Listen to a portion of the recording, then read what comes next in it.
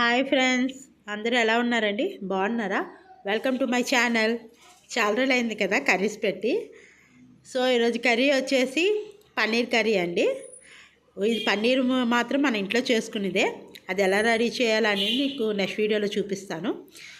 So వచ్చేసి పన్నీర్ కర్రీకి టమాటీలు ఉల్లిపాయలు అనేది మిక్సీ చేసుకోవాలండి గ్రేవీ కోసం. సో నేనైతే కరివేపాకు కూడా వాడుతున్నాను. కరివేపాకు అయితే మిక్సీ వేయం, ఓన్లీ టమాటీలు ఉల్లిపాయలే మిక్సీ వేస్తామండి. దానికి ముందు మనం ఆయిల్ పెట్టుకొని ఆయిల్లోని పన్నీర్ పీసెస్ కట్ చేసుకొని మనకి ఎలా అయితే తినాలనిపిస్తే అలా, పెద్ద అయితే పెద్దవి, చిన్న అయితే చిన్న కట్ చేసుకొని ఆయిల్లో ఫ్రై చేసుకోవాలండి. కొంచెం గోల్డెన్ కలర్లో వస్తే సరిపోతుంది.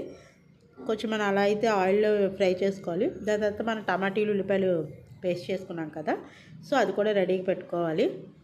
ఇంకా చూసారా పన్నీర్ పీసెస్ అలా అంటే మరీ అంత బ్రౌన్ కాదు, అలా చేసుకోవాలి. తర్వాత ఉల్లిపాయలు పచ్చిమిరపకాయలు, మన పచ్చిమిరపకాయ టమాటీ పేస్టు ఉల్లిపాయలు చేసుకున్నాం కదా.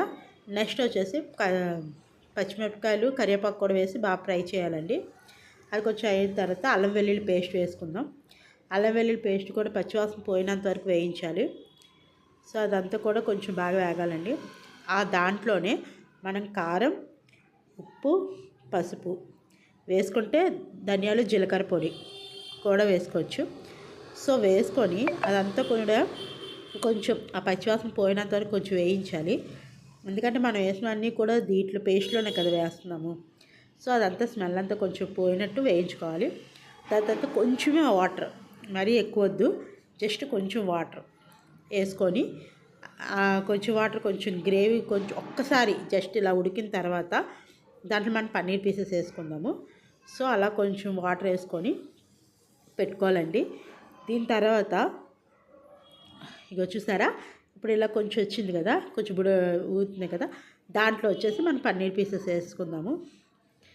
సో పన్నీర్ అయితే ఇంట్లో చేసింది, ఇలా ఈజీ అండి, ఈజీ రెసిపీస్. సో ఈజీగా చేసుకోవచ్చు. ఇలా పన్నీర్ పీసెస్ వేసుకొని జస్ట్ అటు ఇటు లైట్గా కలిపి, మళ్ళీ పీసెస్ అన్నీ విడిపోతాయి కదా, సో అటు ఇటు కొంచెం కలిపేసి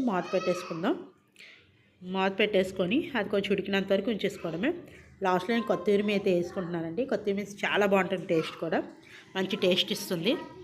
సో ఎవరైనా మన ఛానల్ ఇదే ఫస్ట్ టైం చూస్తున్నట్లయితే ఛానల్ని లైక్ చేయండి, షేర్ చేయండి, సబ్స్క్రైబ్ చేసుకోండి ప్లీజ్ అండి. ఇప్పటివరకు నన్ను సపోర్ట్ చేసిన వాళ్ళకి థ్యాంక్ యూ.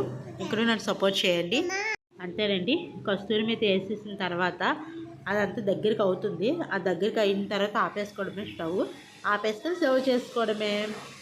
థ్యాంక్ యూ అందరికీ, థ్యాంక్ యూ సో మచ్ అండి. ఇంకొకటి నన్ను సపోర్ట్ చేయండి. ఎవరైనా కొత్తగా చూస్తున్నారంటే వాళ్ళు కూడా సబ్స్క్రైబ్ చేసుకోండి. Thank you so much.